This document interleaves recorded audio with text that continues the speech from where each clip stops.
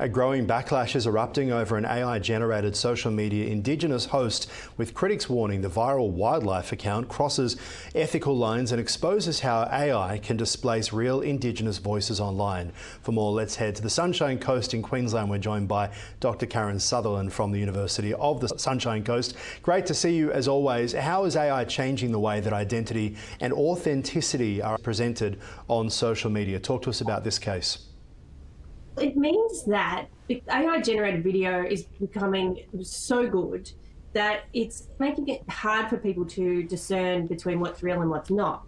That means that anyone can be anything or anyone, and this is what's happened in this case. So a man from South Africa living in New Zealand has built an audience of over 200,000 people doing wildlife content, but the character is AI-generated, Australian Indigenous. He hasn't disclosed that as well, like openly. The transparency has not been there at all. And it crosses so many ethical guidelines and boundaries, and it's wrong on so many levels.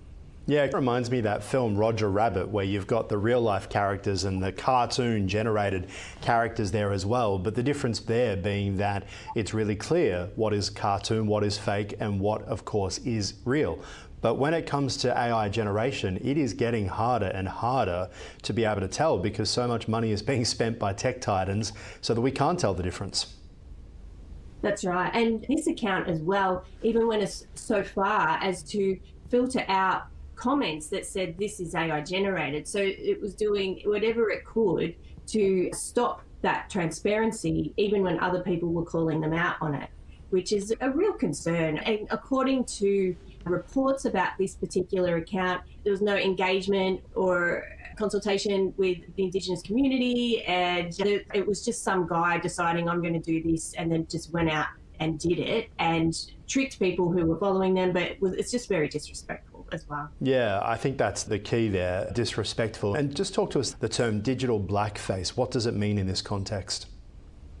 It's very similar to the term blackface, where someone of Caucasian descent is posing as a black person or someone from an Indigenous background. People have been called out before by doing it in person and dressing up for costume parties and Halloween and things like that. But this is the digital equivalent, because this guy is not from the Indigenous community, yet he's creating content as though, and he's created this AI-generated character to pose as being from that community, even though he has no affiliation at all with that community. So I think that's what that term is meaning.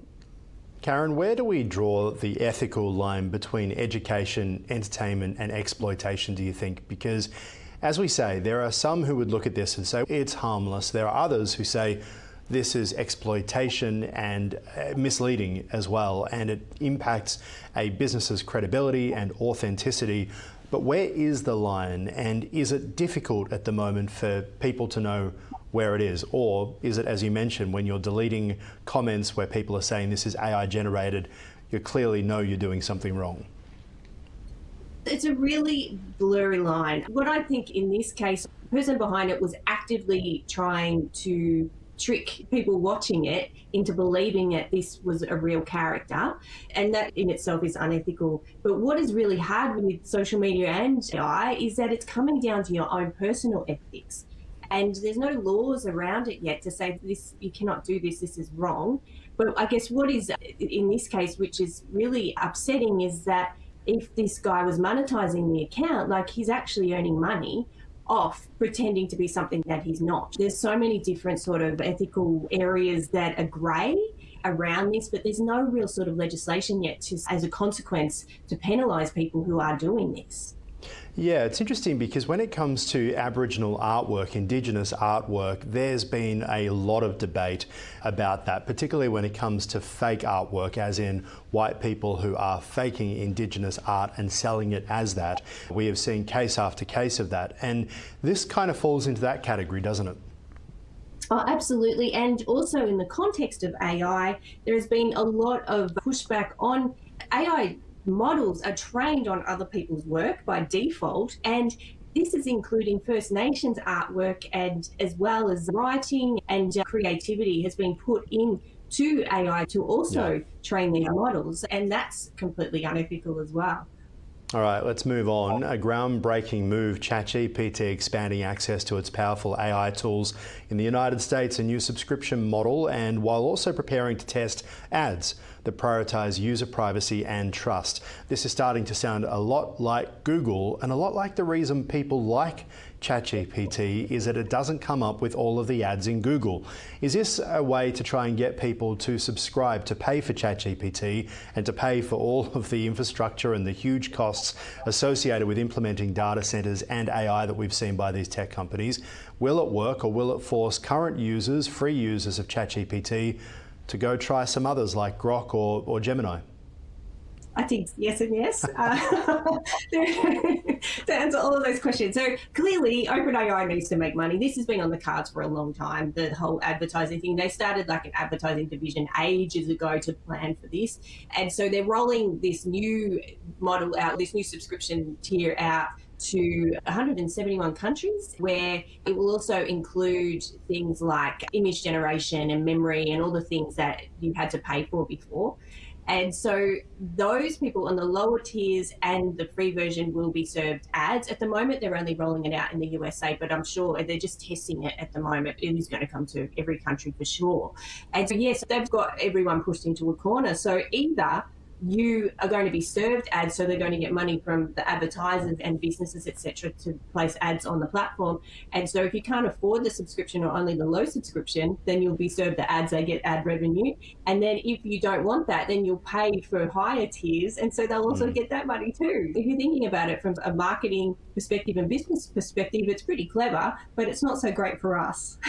I wonder what it does to credibility of these platforms. For example, if I type in best hotels in Thailand, because I'm thinking of going to Thailand, into Google, it takes me a long time to get through the ads before I see some independence. And it now makes me think of Google as an ad platform simply, rather than a search platform, which is for me. That's despite the fact that I am a subscriber to many of Google's platforms, both work and personally.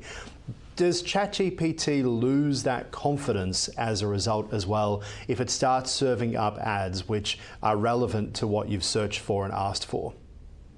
Maybe. What they're saying is, and they had sent out a media release out last week, what they're saying is that the actual responses that are generated from ChatGPT when you're searching on there will not be affected with advertising information, but the ads will appear above.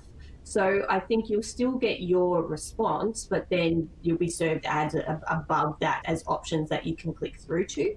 It'll be interesting to see how that goes. I think it'll reach a point where we're just expecting them to be there if we don't want to pay for them not to be there.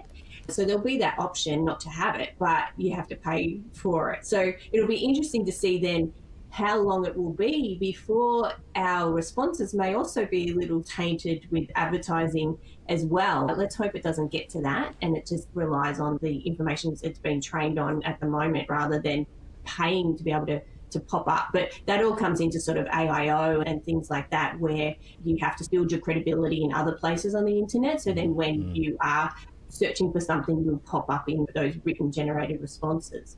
Yeah, it's going to be fascinating to see whether they're able to maintain that user trust while integrating ads into ChatGPT. It will also be interesting to see the impact that it may have on CPMs. Everyone seems to be chasing ad revenue these days. Maybe it might push down the cost for business of actually advertising, which could be good. Appreciate your time as always. We'll talk to you soon.